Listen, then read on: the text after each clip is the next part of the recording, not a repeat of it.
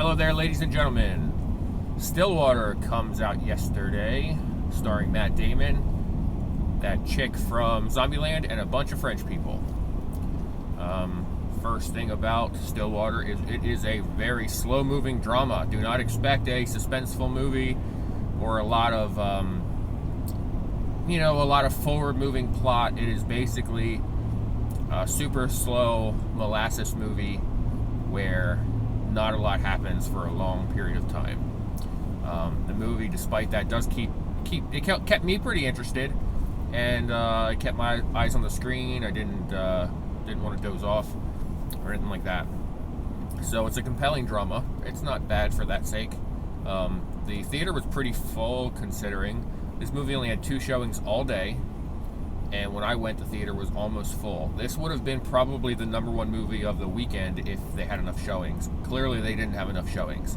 I've seen that happen before, where they didn't anticipate a movie to make that much money opening weekend, so they don't give it a lot of showings, and then lo and behold, they sell almost every seat.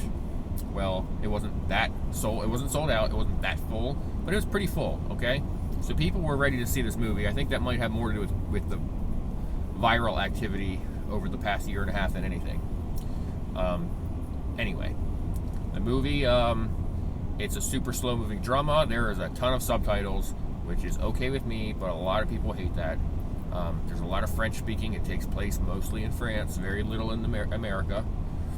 But it's an interesting movie. Matt Damon does a really excellent job portraying himself as like a conservative blue collar, roughneck for like an oil driller company. He does a very good job at doing that, and he had said in interviews that he researched the role extensively and was surprised to find out that these people weren't complete douchebags, right? So like, he expected those types of people to be terrible, and they weren't that bad. I don't know that I wouldn't call Matt Damon red-pilled or anything like that, but like, he said he was very surprised. They pray in this movie a lot. He specifically does. And he always says "in Jesus' name" at the end, which is very interesting. So he's spent some time with people, like the character he plays, and he went out of his way to portray that on screen accurately, which, if nothing else, is very impressive and honorable. So I really appreciate that. As far as the movie goes and the plot goes, I was with somebody and I whispered them what I thought was going to happen at the end. The movie doesn't. The whole second act, I feel like literally nothing happens other than character development, relationships. I don't want to act like it's that terrible, but like, I think literally the entire second act, nothing happens. Okay, all right, no big deal. Dramas do that sometimes, but as an indie film, we're coming up with like indie formulas where we always have like the big Hollywood blockbuster formula. You always have like the same formula, like all the Marvel films are basically the same copy and paste kind of stuff. Just like change the scenery, replace a few of the actors, and then shoot the same thing that you shot in the last movie. Things like that. We're starting to see that in indie films, and this was one of these films where I sat there and whispered to the person next to me, like, I think the movie's going to end like this. And then it literally to a T went just that direction. And I can't say anything about that other than that apparently indie films are coming up with formulas too, because you could see that coming a mile away, in my opinion, if you've seen enough indie films. Because this is essentially an indie film, even if it ends up doing better than most indie films are expected, it's going to be, I think, still shot as an indie film, intended to be an indie film. I think it was Fox Searchlight, which is kind of like their indie production company or whatever, movie studio, I guess you would say.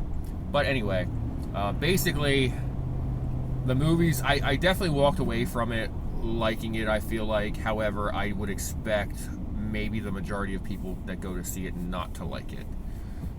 Because of its dramas cover a large... You can have dramas that are suspenseful and dramas that are just continuous, nonstop, like with New Information or whatever, like courtroom dramas. You can have dramas like this one where like literally entire acts of the movie pass by with nothing happening. And this is one of those movies, and I think that will be the only complaint that people are going to have. The ending's not fulfilling, mind you, because it is an indie drama type. So the ending's not going to make you super happy. you know, it's more, it's almost, it's not a tragedy, but it's, you know, it's tragic, I guess, right? Like the way things go. So it's not going to leave you happy.